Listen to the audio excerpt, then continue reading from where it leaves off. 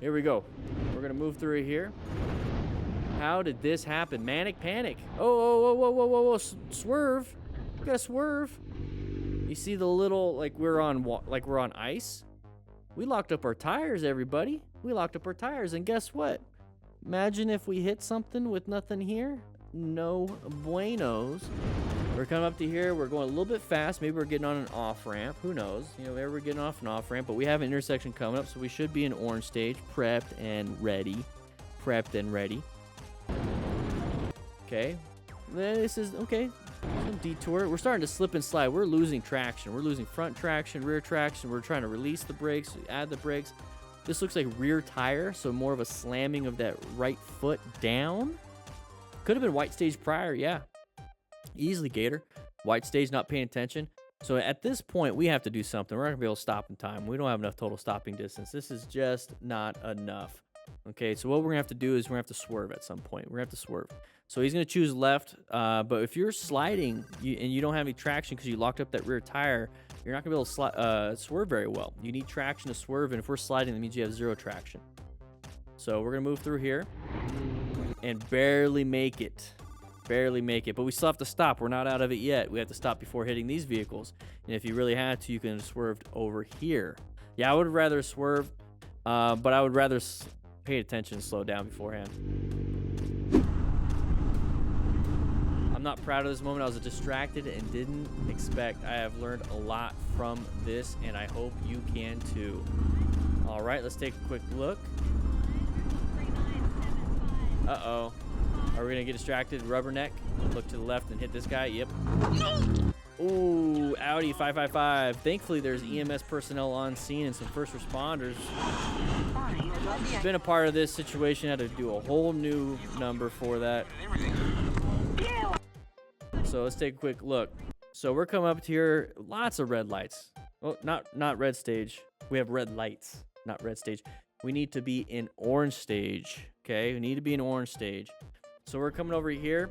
We see a bunch of red lights. We saw the red and blues. We're going to look left. We're rubbernecking. So this is going to be a white stage. We're completely out of it. All right, here we go. Honda Outbreak 117. Same guy from earlier. We're gonna have an issue with merging here. That guy does not want to be behind. There it is. The guy does not want to be behind the white vehicle, even though it's a 3-lane road right here. Yeah. A little confusion going on.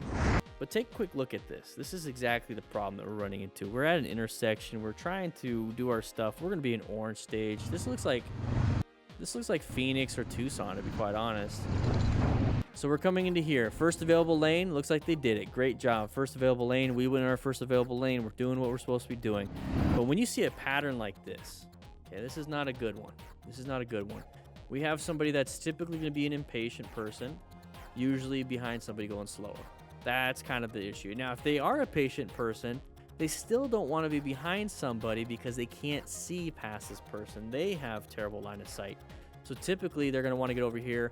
And even if they're going to go the same speed now, these people are going to go the same speed. This person now has good line of sight, and that's what their main goal is. They want to be able to see. So we are stuck here. We are in their blind spot. This isn't good. Once I see this as a motorcycle rider, I roll off the throttle just a little bit, and I see these people. I swear, I see them check the mirrors. I see them check their head checks. I see them like hesitating, like, do I have room? And then I just slow down even more than they go, and then I go. I can accelerate really quick. I'm on a motorcycle. They're in a car. Not a big deal. I can accelerate and get myself out of there. Oh, nice little impact there. Got a little pissed off. All right, let's take a quick look at that incident. So we're coming through here. We got that side of the vehicle. We're going to be in orange stage, prepped and ready. We weren't really prepped and ready. We need to be doing emergency braking. We weren't really doing much. I didn't see the brake lights, but who knows? Who knows? But we got hit. So that's how powerful an impact looks like. And the bike can easily land on top of you and crush you a little bit. Hey, getting a little upset there. So we're having some fun, not paying attention around a blind corner, and we have a truck coming out. It looks like from the right side. Let's take one more look at this.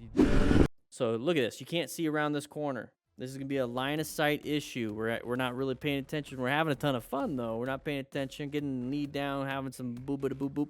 Speaking Italian from the previous video. Anyways, we're not supposed to be doing this. We're supposed to be paying attention. We can't see around the corner. And this is one of those things that if you don't have good skill like these people do, you're going to run right into the side of that vehicle or panic brake and slam the brakes and then crash right here. Oh my! He was able to get himself out of that situation, but that truck came around this corner. It's one of the dangerous things about these corners that you can't see around. Who knows? It could be a driveway or an intersection or a vista point where people are coming in and out.